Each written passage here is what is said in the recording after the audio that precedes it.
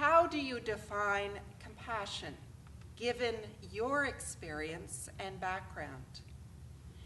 And give us one example where you saw compassion in education.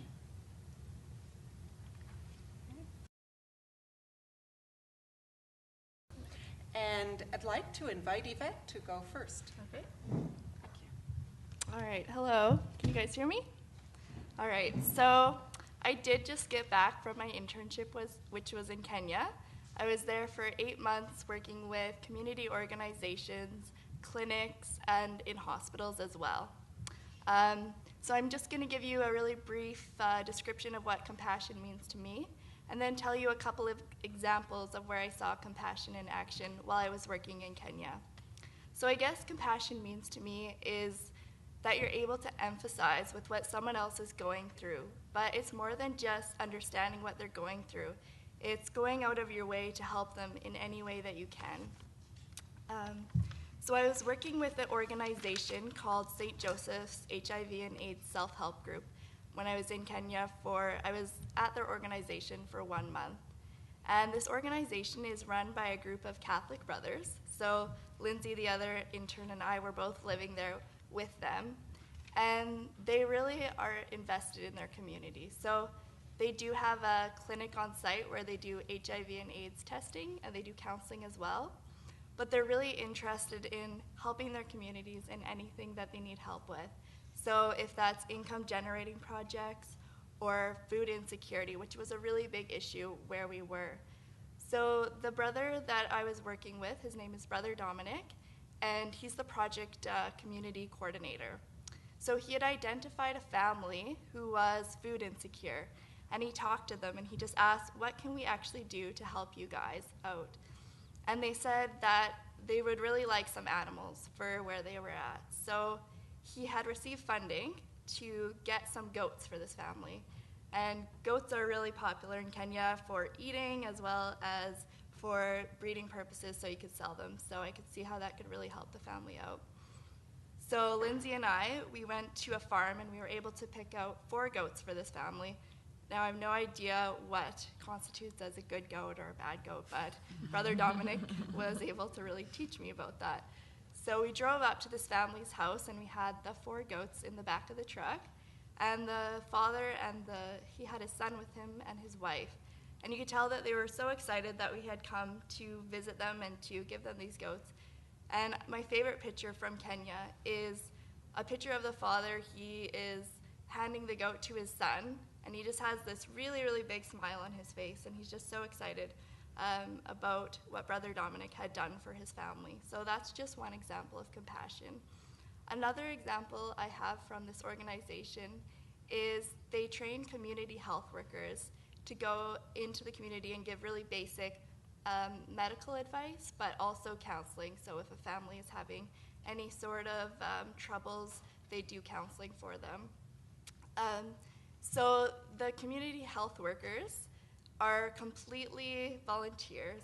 They aren't paid anything for what they do. And I was able to talk to one of the community volunteers. Her name is Florence. And I just wanted to know what a day looks like for her. And she said that most of her days are spent helping mothers or children or fathers if they're sick, just basically cleaning up after them, helping out with housework, helping out in the garden, just anything that needs to get done. And Florence has a family of her own as well. But she's really busy. She has a lot of responsibilities herself, but she does this because she loves her community and she loves the people around her. So that was another form of compassion that I saw. And just one more that I'm gonna mention. I got to work with the community health workers quite a bit.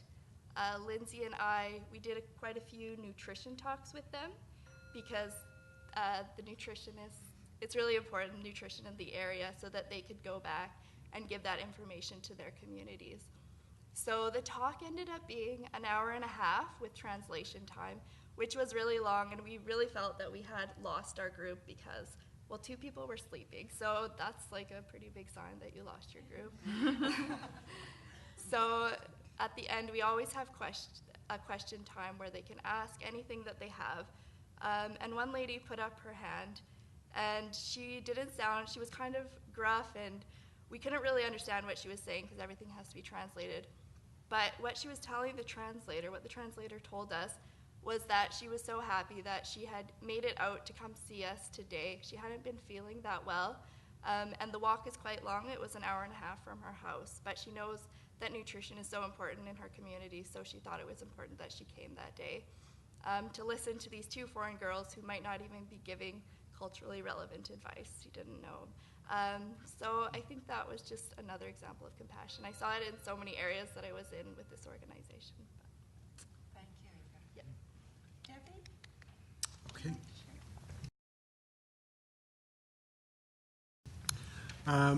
So I'd like to start off by offering you an African greeting, which is Salibona. Salibona implies that we see you at a deep spiritual level, that I see you with my ancestors, and I am never alone. The response to Salibona is Yebo Salibona. So, Yebo Salibona, which is to say you and your ancestors are in agreement of your observation of us. Hence we say, I exist because you exist, because we're now in sync with each other. I would also like to acknowledge that, as we talk about compassion and as we talk about, mattering to each other, we need to be cognizant that we do this on the territory of indigenous peoples, and that specifically we're on the territory of the Mi'kmaq people, and so that it's important that we acknowledge and we express gratitude and solidarity with the struggles that still continue for the indigenous peoples. I'm not very good, since English is my second language, I've been thinking about this term compassion, and I've been struggling with it because I've been thinking about it, and I heard you sort of allude to the idea of empathy, and so, I've been spending some time thinking about these things, and I wanted to share with you a quick story. The tensions that exist for me when I think about compassion. So I grew up in an orphanage in Zimbabwe.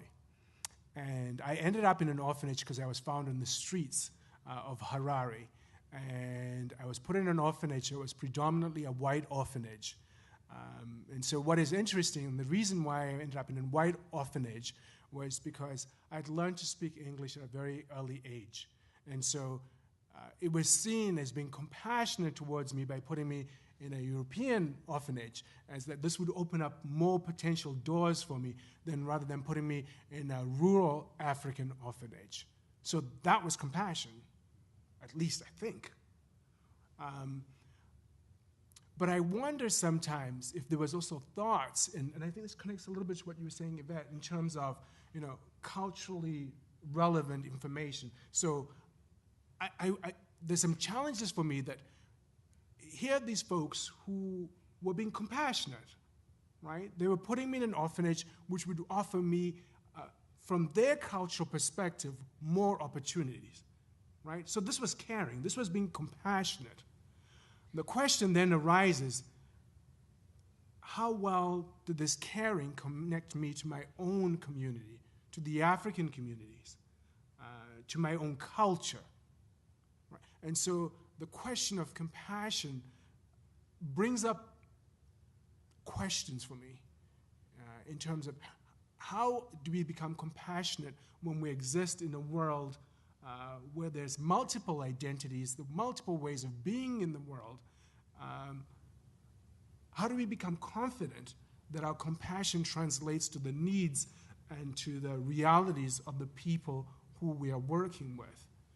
And I would argue that my experience of being in an all-white orphanage led to a high level of internalized racism and to questions of, do I want to be associated with the black community within the African context, right? And so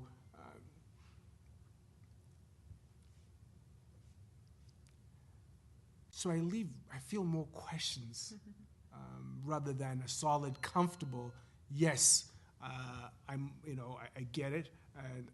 And so I would stop there and just say, let's sit with that idea of compassion and its many meanings. Thank you,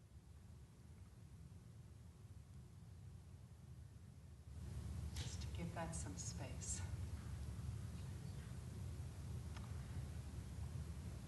All right.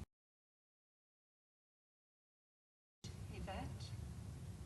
Thank you. Or not Yvette, Rawane, sorry. Rawane. Don't worry. I We should have name apologize. tags, actually. I'm horrible with names, so don't you worry.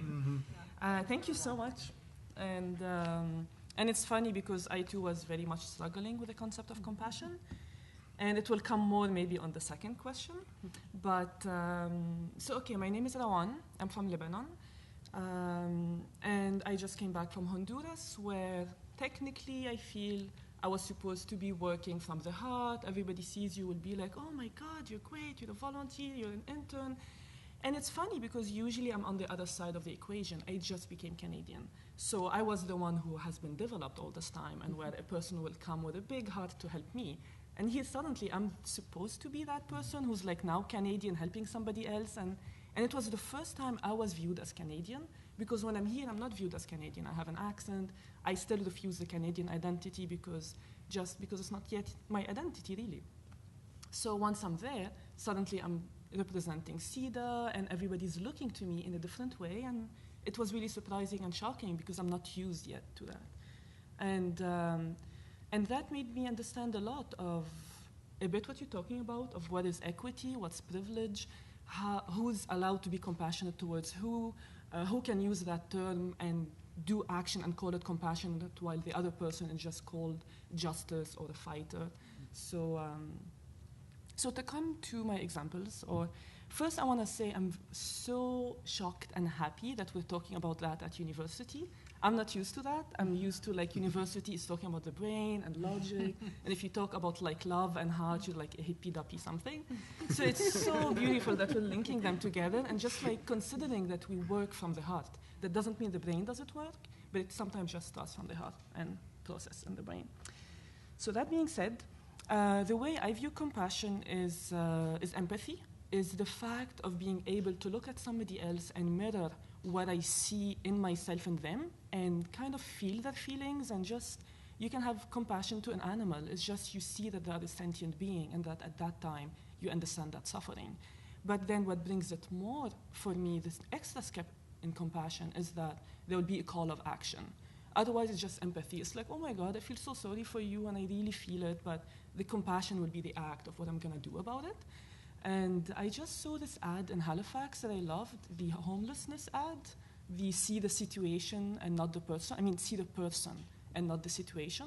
And it really just spoke to me that people, in a way, to understand where people are coming from and to be compassionate is to see the full image of what's around those people, and that when they were 5 years old, nobody had the dream to be like a homeless person. Everybody had a dream at some point.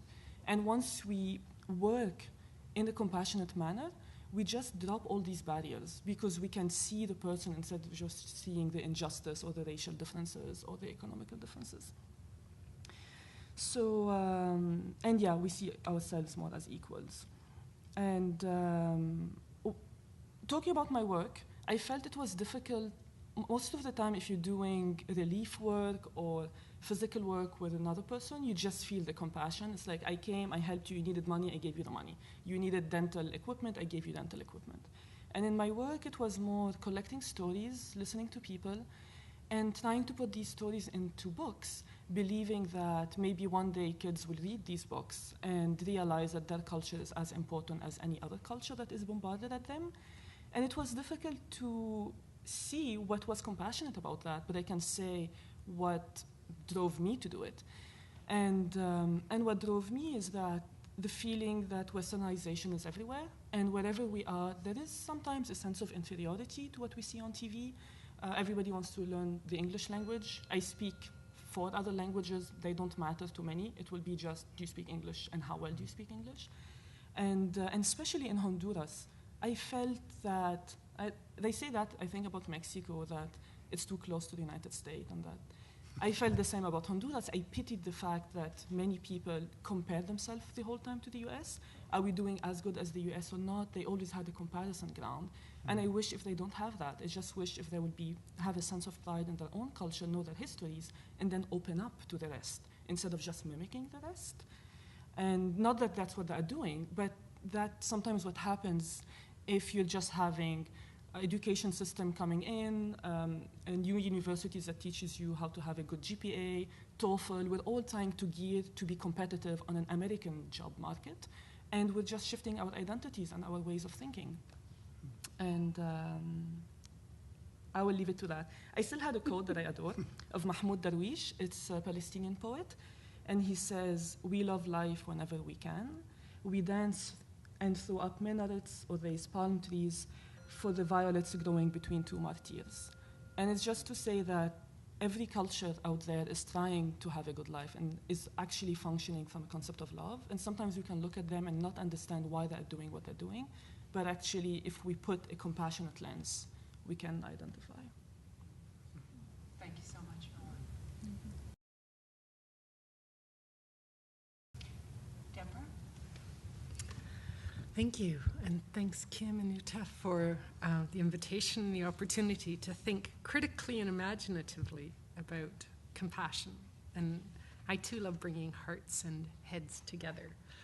I'm going to ask that you don't chime. I'm going to show a video, and it will be done slightly longer than 5 minutes, so there's no point. It'll be done when it's done. So I too wanted to acknowledge the Mi'kmaq people and their generosity in letting us live on their land and sharing with us the wisdom. Today, I live above the Aboriginal Student Center, and the Aboriginal Student Center coordinator came to me and invited me for a lunch they were having, and I was very sorry I couldn't be there, so I wanted to bring their presence also to this thing. Compassion, as you heard from the introduction, I do a lot of work with people with disabilities and about disability more generally. And compassion is a really, really painful term in the disability community. I can't put a gloss on it. It is a term that has been used to cause death and harm to people with disabilities. It's often used by people without disabilities to talk about how they want to treat disabled people. And a number of years ago, in a large research project, we, as researchers and as community members of people with disabilities, were challenged to think critically about the language we use when we talk about people with disabilities, including the word compassion, and to reclaim that language. So our project